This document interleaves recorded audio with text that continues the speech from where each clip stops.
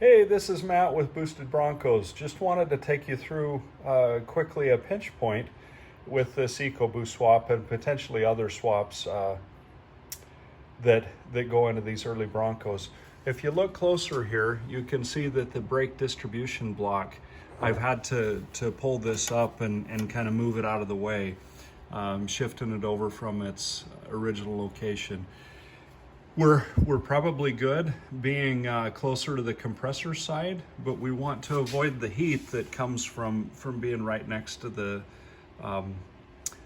turbine side of the turbo. So one potential solution that I've used in the past is to grind off these bolts and reverse the mounting of this distribution block to the back side of the plate so it goes in its original location, and then the block just shifts over and you're able to mount it that way.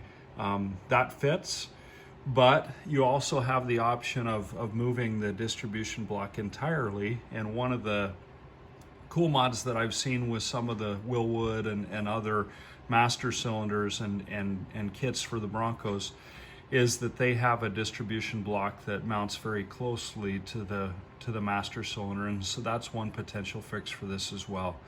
Certainly not something that we can't get past.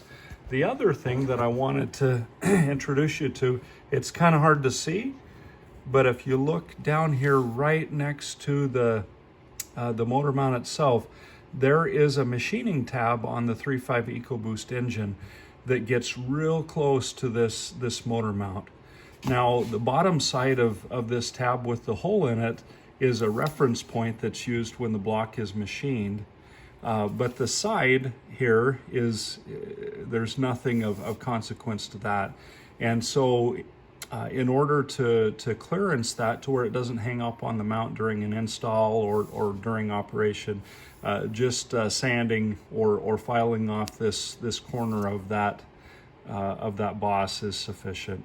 It's not necessary, but it just prevents snagging up when you're moving the engine around and such on the engine mount. So with that's a couple of the things I wanted to show. I did want to show one other thing while I'm thinking about it. All right, so this is the oil cooler that came off of this engine in this position, okay? And you can see on this oil cooler, it actually flips and goes this way. So the ports would have interacted with the cross member on the frame to where it's really hard to fit that in. One potential solution is to remote mount the oil filter, and that's actually something we may do on some Broncos in the future. We don't presently have a setup to do that, but I believe that you can buy from Summit Racing or other places a kit to remote mount that has the I believe it's an M18, I forget actually, M18 nipple that screws into that. But the way that you get this oil filter, the oil cooler off, is I just use a hex head bolt. I believe that this one's 9/16, which roughly equivalates to 14 millimeter.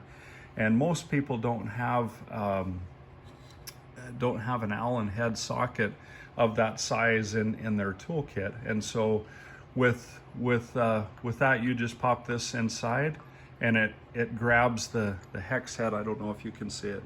Yeah, there you can see it. It grabs the hex head on the inside, and then you put a pipe wrench or vice grips, something on that, and crack it open to be able to remove it. These can be a little bit tight, and so I would suggest using a grade 8 bolt just so that you don't break it for doing that. So those are three of the interesting things that we've run into with the Ecoboost swap that they're not insurmountable, but just little things that need to be adjusted as you do the swap. With that, I'm going to sign off for now. Hi, this is Matt again. Remembered one more thing that I wanted to show you. When it comes to installing the advanced adapter going from the 6 or 10R80 to the Dana 20 transfer case, there's one bolt that becomes a little bit challenging to be able to put in. You can see on this bolt that I've just ground or filed off one side of the washer head, equivalent to the flat. These that I'm using are, I believe, 15 millimeter head bolts. The original ones that came with the transfer case bolt into the transmission are actually aluminum bolts, and they're a much smaller head. But you still, in order to aid clearance as you're trying to put the bolt in, if you flatten that washer head just a little bit, it enables you to get past this hump and put it in place. So one other hack I wanted to give you some info on. I keep coming up with things I want to tell you about. So in reference to this Advanced Adapters trans cross member, the way that it works to install this, the 10R80 trans is about a 1/4 inch longer than the 6R80 trans. And down here on the bottom, there's some slotted holes where this this transmission mount attaches, and the mount for where it bolts to the adapter and where it bolts to this trans cross member, they're staggered just a little bit, and so you want to make sure that the stagger is kicked to the back so that the bolt that goes through the cross member, the studs on the bottom here, are pointed towards the back. So with the 10R80, where it's about a 1/4 inch longer, even though these are slotted, I believe that this trans cross member was initially designed for the Coyote swap, which I believe the engine's a little bit longer, and so it pushes the trans cross member back a bit.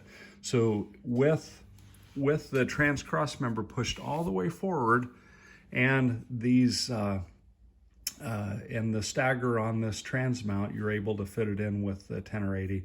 With the 6R80, you have to elongate the slot on the bottom side because it's a little bit shorter. So in order to get this trans cross member to push all the way to the front, one thing that I've run into, I'll just show you here, is the weld, excuse me, the weld for the front radius arm on the back side. Sometimes those are a little gnarly, and so what I like to do is just sand them and chamfer them nice and then repaint them. But also at times I've had to take this trans cross member and then put a chamfer on the back side to where those can slide up completely. So nothing drastic. It just, with the variability that you see in the welds and such on these early Broncos, sometimes that helps to be able to get the slots positioned right to where you can slide the trans cross member all the way to the front. This other side's the same way, essentially. You just move some of this stuff out of the way. A little tough to see there with everything in the way. Okay, there we go. So you can see here where I've chamfered the trans cross member itself, and then made sure that the weld is not getting too crazy. One other thing that people may be interested in seeing is you can see on this adapter kit, this ring, it has several different positions that the transfer case can be clocked to.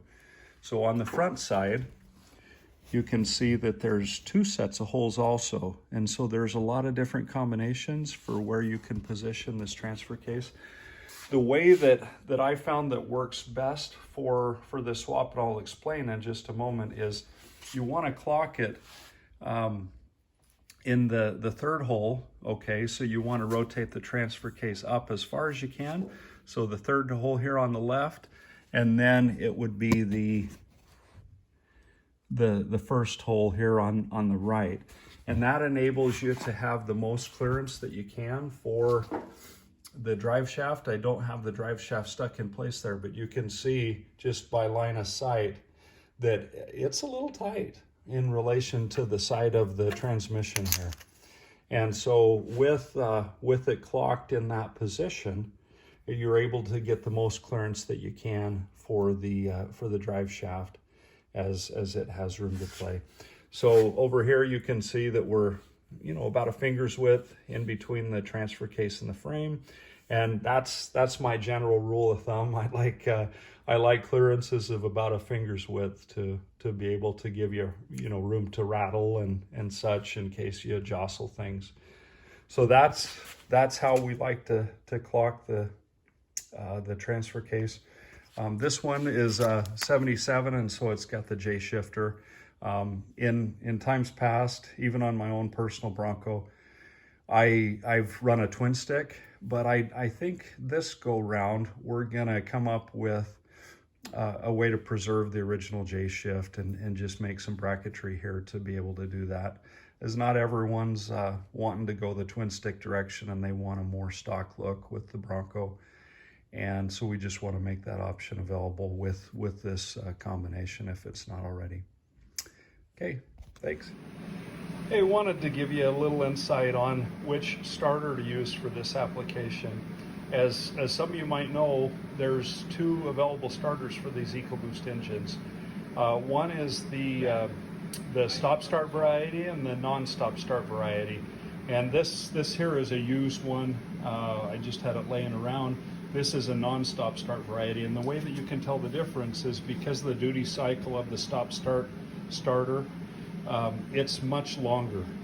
And I believe that you'll have a clearance issue as you try and package this in the starter pocket in between the motor mount right in this location here and the starter pocket on the engine and transmission. So again, just want to make sure that you're using the non-stop start version of the starter to be able to make the kit work. Thanks.